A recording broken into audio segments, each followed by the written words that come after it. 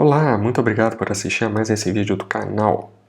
Bem, muitas pessoas poderiam aumentar grandemente as suas chances de serem aprovados num processo de seleção do mestrado se tomassem duas pequenas precauções. E é sobre essas precauções que eu vou falar nesse vídeo. Venha comigo.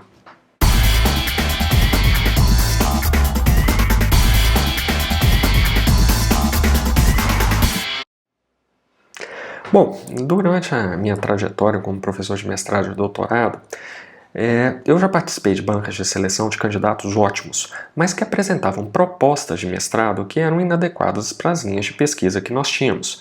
Por exemplo, nós não tínhamos linha de pesquisa em finanças, e muitas vezes apareciam candidatos que apresentavam pré-projetos de dissertação em finanças.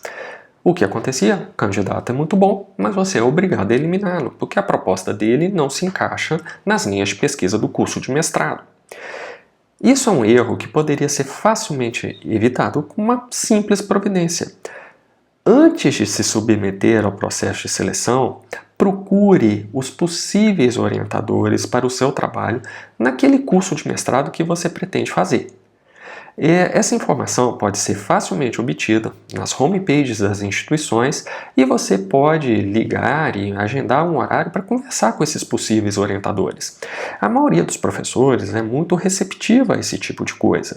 A maioria dos professores está sempre disposta a conversar com possíveis candidatos a orientandos. Então isso é uma coisa muito fácil de conseguir. E essa conversa com os prováveis orientadores ela é muito útil para você por várias razões. Primeiro, você já viu o jeitão do professor, vê se você vai se encaixar com ele ou não. Segundo, o professor terá a oportunidade de te explicar quais são as linhas de trabalho dele. E aí você vai poder ter informações mais precisas de como montar a sua proposta de dissertação para submeter ao processo de seleção. A segunda dica que eu dou é derivada da primeira.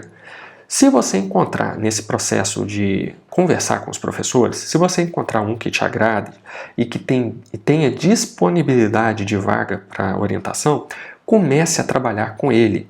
Muitos professores, a começar de mim, já passam uma lista de bibliografias básicas para o aluno estudar. E a partir dessas bibliografias, ele ir preparando o seu pré-projeto de dissertação, pré-projeto que vai ser apresentado no momento da seleção para o mestrado. Então você trabalhar com o professor com antecedência é uma dica preciosíssima. Muitos dos meus melhores orientandos me procuraram um ano antes de fazer a seleção e tiveram um ano trabalhando comigo, preparando seus pré-projetos, lendo sobre o tema de pesquisa. Quando chegaram na seleção, já tinham o trabalho mais ou menos encaminhado. Então ficou muito fácil a aprovação deles, porque eram pessoas já conhecidas e que já vinham trabalhando. Bom, então quais são as dicas que eu fiz nesses 3 vídeos e que te ajudam a não perder o fio da meada no mestrado? Primeira dica, estude o mestrado.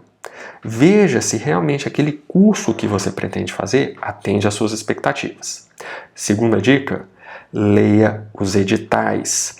Veja quais são as regras de seleção. Terceira dica, planeje-se, tanto em termos de disponibilidade quanto de dinheiro para fazer o curso. Quarta dica, não faça o processo de seleção sem antes ver quais seriam os possíveis orientadores e procure esses possíveis orientadores, converse com eles, veja se eles têm disponibilidade de vagas para orientação, se eles têm interesse em te orientar. Última dica, se algum deles tiver interesse em te orientar, comece a trabalhar com ele com antecedência. Meses antes de fazer a seleção para o mestrado, já procure aquele professor, peça uma bibliografia inicial, comece a mostrar para ele o que você está planejando em termos de pré-projeto de dissertação. Olha, com essas dicas, eu garanto que as suas chances de ser aprovado em um mestrado aumentarão substancialmente.